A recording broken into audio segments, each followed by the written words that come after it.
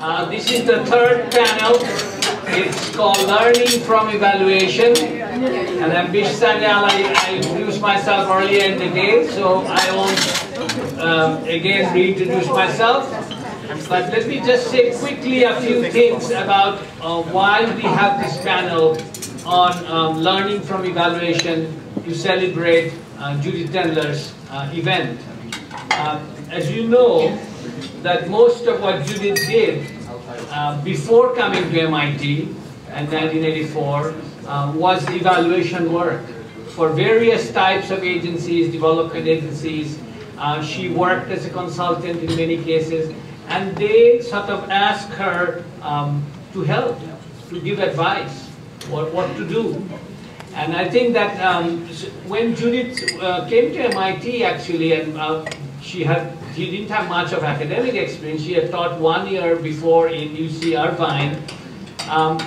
The faculty who saw her work, read the reports, and of course she had already two books by then, the one on Brazilian hydropower, and then the second one on foreign aid that Land mentioned. But basically what really impressed them most was this evaluation work for different development agencies, because many of our students go and work in development agencies, and we want to have them cultivate a mindset that if an agency asks them what to do, that they will give a different answer than Land gives.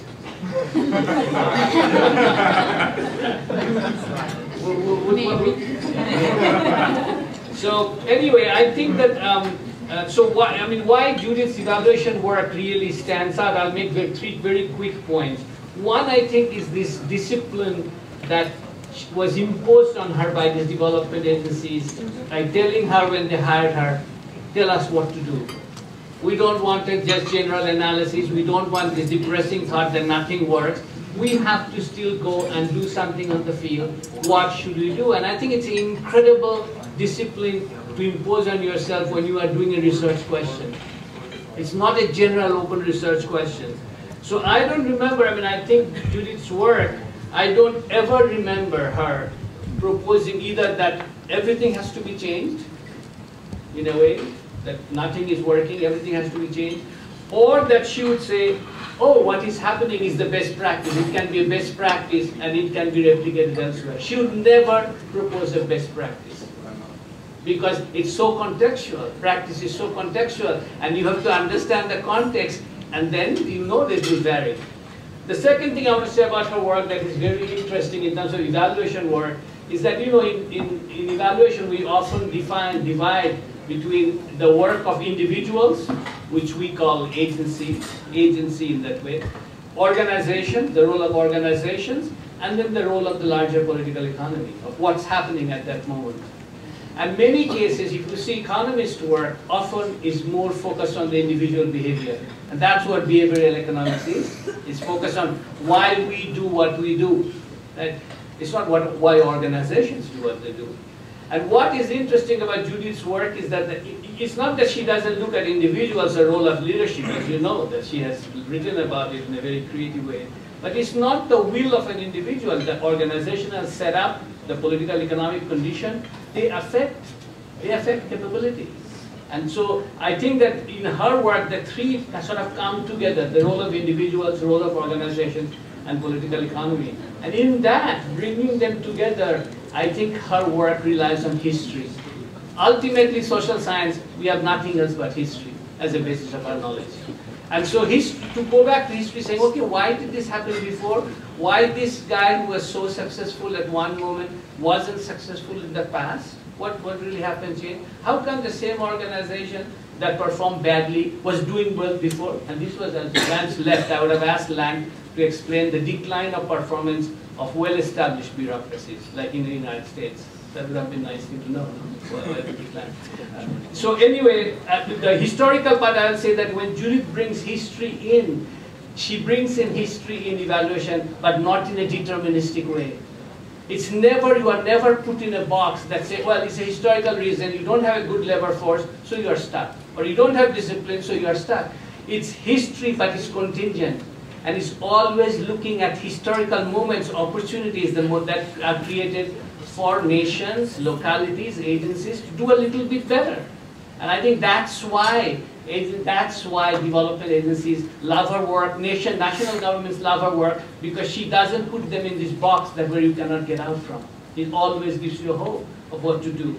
A third thing, characteristics I would say of Judith's work that I was fortunate to be part of, that when she did the evaluation for Ford Foundation, Jan is here, Jan Jaffe, who mentioned it yesterday, in their work.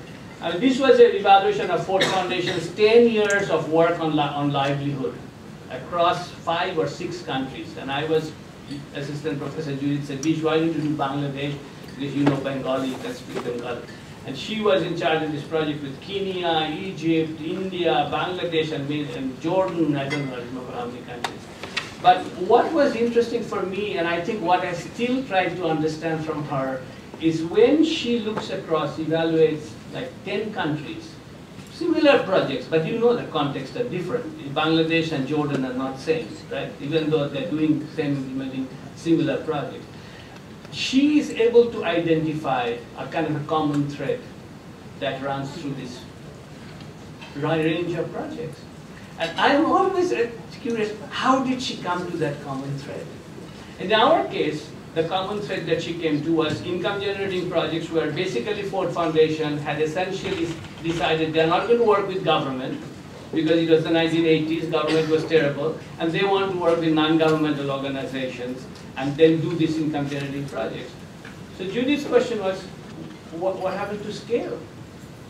Classical issue, right? The problem is very large, and the institution of NGO is very small. Who is going to respond to this large-scale problem? So the article that came out of her work of that, Whatever Happened to Poverty Alleviation, has become a classic in the field of development planning. And I would only say that reversing it, and I sent this question to the panelists, I'm also intrigued by how out of one case you can make generalization. It's like the opposite. If she makes one single idea out of 8 cases, but many times we are given the work to evaluate one project, but you have to make some generalization, otherwise it's not useful for the people who are working for it, right? So how does it happen? How does it work in evaluation? So I gave 3 questions to Raquel and Monica and Gabrielle Watson, and I'll introduce them very quickly. One is this issue of how do you make generalization. The second one that I think it interests me, and I'm sure it will interest many of you, is why some evaluations lead to the institutions learning from it while others don't. And I think this, again, I'll disagree with Land, because I know India reasonably well. It's true that what he said many times about the education sector, about driving, but India is producing one of the largest number of cars now, and people are driving. So the question is, how did they learn? Right? How come? And if they don't know, then how comes all these cars are being sold? Tata Nano is producing all these cars. So the question is, I think, why some evaluations lead to learning while others don't? I think it's a very fundamental question in our field. What is it about that evaluation that leads to learning for institutions to make changes? And the last one I'd say, which came up again and again during the day, is there really a Judith Tendler style of evaluation? And if it is, we have some sense what are its characteristics, but we don't want Judith's students to be all like just Judith. I'm sure Judith herself doesn't want them to be her. She wants them to grow beyond her. So where is that challenge?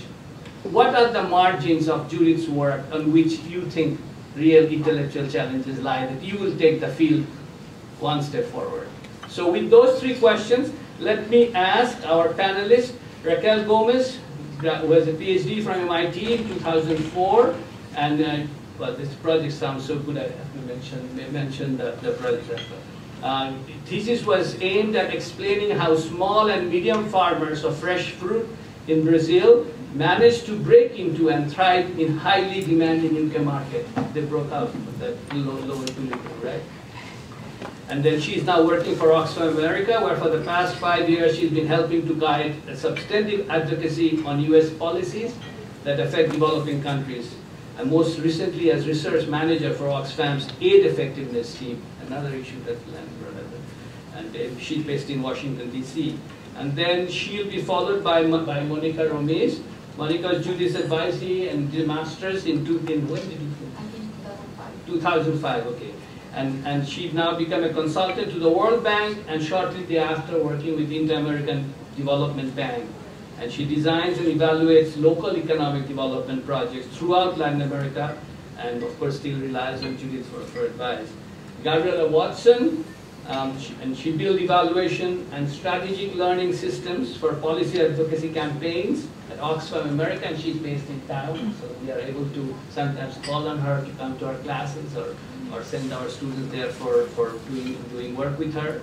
She's working mostly with US-based teams, but occasionally work with global teams or teams working on policy issues in Asia, Africa, and Latin America. So this goes back to the idea of how do you draw lessons of these three very different continents.